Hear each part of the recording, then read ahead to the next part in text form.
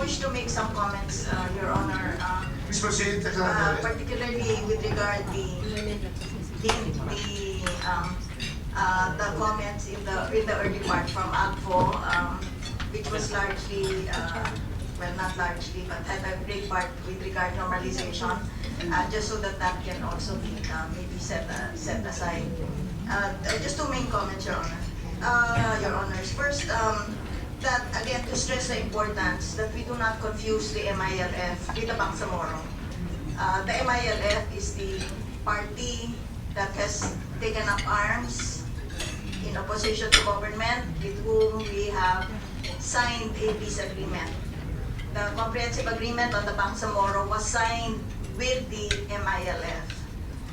What is now before the body is a law that will be passed by Congress, constitutionally instituted as a lawmaking body.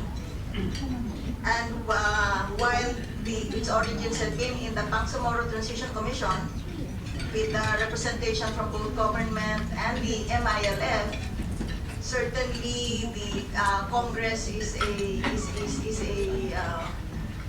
a body that has all its full prerogatives under the Constitution, and it is this body that will pass the law.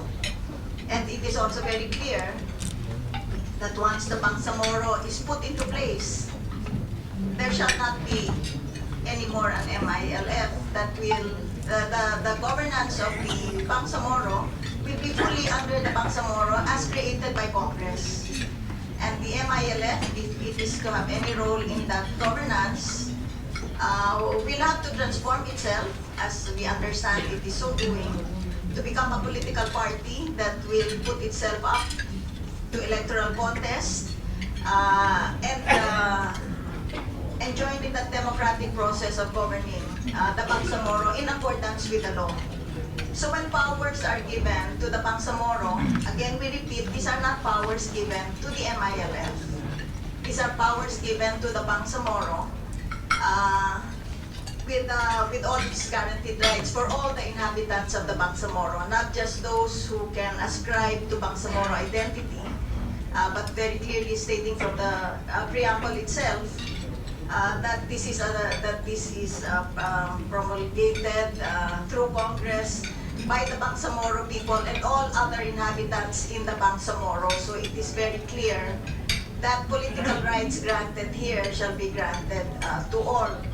And MILF's role in this future Bangsamoro shall always depend on whether it is in fact elected by the people to be part of it. So that's the first comment, Your Honor, because sometimes comments seem to confuse the role that the MILF had in forging a peace agreement, where certainly terms of partnership are stressed, because it is a peace agreement, and it is not a peace agreement born out of a military victory by anyone. It is a peace agreement that is forged between two parties that are still that were, up to the time of the signing, still in armed conflict with each other. And so what you are transforming is that relationship of armed conflict to a relationship of partnership. And that is the reason for the language of partnership that is in the comprehensive agreement and all of its annexes, which will now be, when enacted into law, put it on a different status altogether based on who is elected to that government. Second, we talk about normalization. As we have explained in earlier hearings, there is the details of normalization are not placed in the Bangsamoro Basic Law, because the Bangsamoro Basic Law is creating the new political entity, and we maintain that we can push ahead with normalization and decommissioning without any new laws. And in fact, this is already in progress.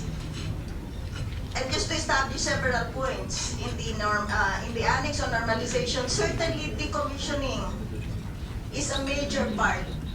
It is a major pillar in normalization. This is not just a by the way. It is not just something taken casually.